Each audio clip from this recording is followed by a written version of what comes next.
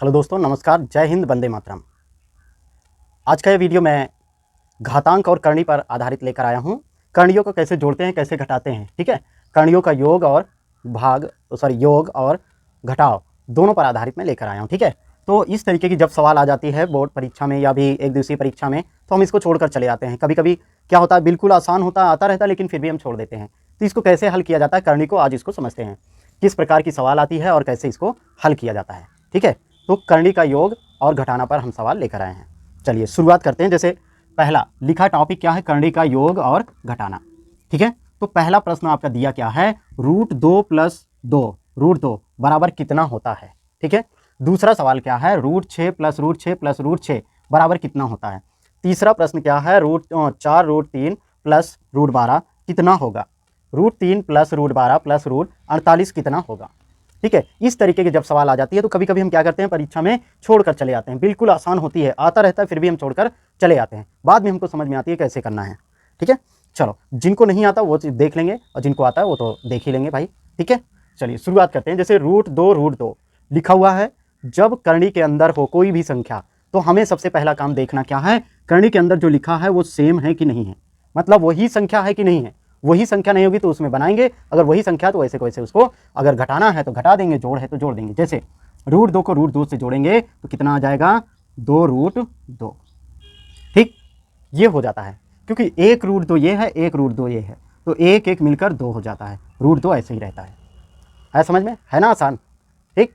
चलो अगला, इसी को अगर घटाना कह दे, मान लो यहाँ पर लिख दिया √2 - √2, तो क्या करेंगे। अब क्या होगा, एक √2 में से एक √2 घटेगा तो क्या आ जाएगा, 0 होगा कि नहीं होगा भाई। 4 में से 4 घटेगा तो 0, 1 में से 1 घटेगा तो 0, मतलब यहाँ पर एक √2 है, यहाँ भी एक √2 है, एक √2 में से एक √2 में गया तो क्या आया, 0। यहाँ पर अगर मान लो 4 लिख दिया गया, 4 √2, तो क्या आएगा आंसर।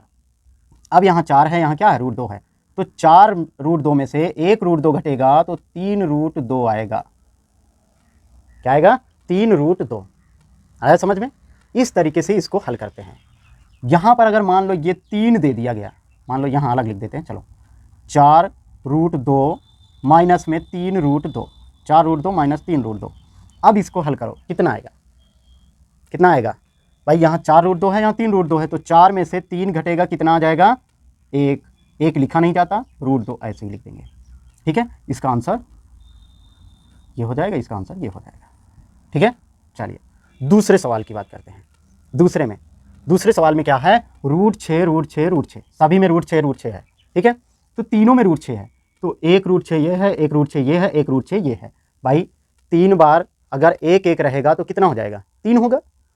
एक ये, एक ये, एक ये, मिलकर 3, और √6 सभी में है ना, ऐसे ही लिख दो, √6 हो गया इसका आंसर, ठीक है। आ गया ना। चलो बात करेंगे आगे। इसी को अगर मान लो यहाँ पर √6 है, तो यहाँ पर 3 √6 लिख दिया जाए, प्लस 1 √6, ठीक है। एक लिखा नहीं जाता किसी भी संख्या से पहले, प्लस में 2 √6। अब ये कितना हो जाएगा, तो आप बताओ। 3 √6 ये है, पहले देखना रूट के अंदर जो लिखी संख्या है वो क्या है, सेम है कि नहीं है, बराबर है कि नहीं है, वही संख्या लिखी है कि नहीं लिखी है, ये चीज़ हमको देखना है। तो √6 है, √6 है, √6 है, बराबर है, ठीक। अब इससे पहले कितने अंक लिखे हुए हैं देखना है, 3, यहाँ 1 √6 है, यहाँ 2 √6 है, तो 3, यहाँ पर 3 और 1 5, 4, 4 और 2 6, तो कितना हो गया, 6 √6। ये आपका आंसर आ गया, ठीक है ना। इस टाइप का अगर लिखा रहेगा तो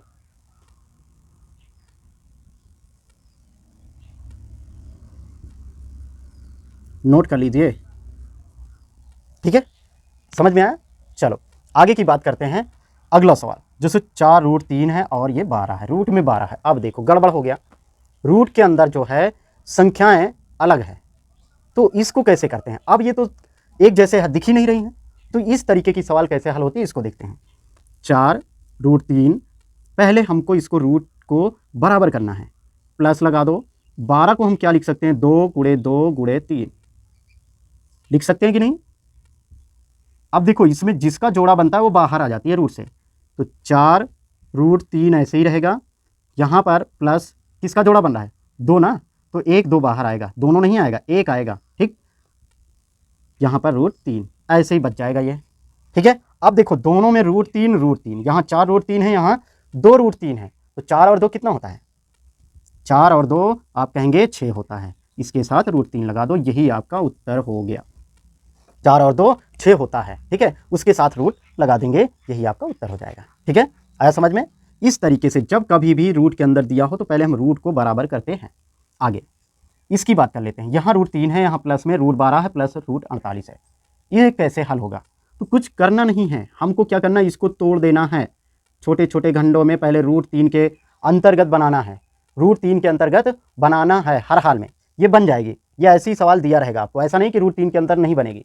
ठीक है, जो नहीं बनेगी उसको भी मैं बताऊंगा अगले वीडियो में। चलो इसको देखो कैसे हल करते हैं। जिसको हम क्या लिख सकते हैं, अभी मैंने 12 को लिखा 2√3, या तो इसको ऐसे रहने दो 2 × 2 × 3 बना दिया हमने, प्लस इसको क्या लिखेंगे, इसको 2 × 2 × 2 × 2 × 3, ना दिख रहा हो तो समझ लीजिएगा आगे 3 है। ठीक है, यहाँ रख दें, चलो हटाओ, नीचे इसके आगे प्लस करके रूट में 2 × 2 × 2, 2 दूना 4 दूना 8, 8 दूना 16, 16 3 48, 3 बन गया। इसको हल करेंगे, √3 ऐसे ही रहेगा, √3 हमने लिख दिया, प्लस में ये क्या है, 2 इसमें से बाहर आएगा, 2 √3 हो जाएगा, इसमें से इसका 2 बाहर आएगा और इसका 2 बाहर आएगा, तो 2 दूना 4, क्या हो जाएगा, 2 दूना 4 √3। भाई इसका 2 आएगा, इसका 2 आएगा, तो 2 को 2 से मल्टीप्लाई 4, 4 √3 बनेगा। अब हल करो, यहाँ पर 1 √3 है, यहाँ 2 √3 है, यहाँ 4 √3 है, तो 1 और 2 3, 3 और 4 7, √3, 7 √3, ये रूट वाली सवाल। ठीक है, हल हो गई, आया समझ में। इस तरीके से जब करणिक में दिया रहे तो इस तरीके से हम हल करते हैं। ठीक है, ये आपका 7 √3, ये 6 √3। ठीक है, इस टाइप की कोई भी सवाल आ जाए तो अब आपको छोड़ना नहीं है। करणी का जोड़ घटाना कैसे करते हैं ये चीज़ आप समझ लीजिए, और इसी के आधार पर आपको तोड़ कर आना। ये बेसिक मैथ के अंतर्गत आता है, बहुत ज़्यादा पूछा जाता है। ठीक है, 1-2 सवाल ऐसे आ जाती है घाता करणी में। ठीक, चलो थैंक यू दोस्त। अगर वीडियो अच्छा लगा तो लाइक शेयर कमेंट जरूर करें, चैनल को सब्सक्राइब करना ना भूलना। धन्यवाद।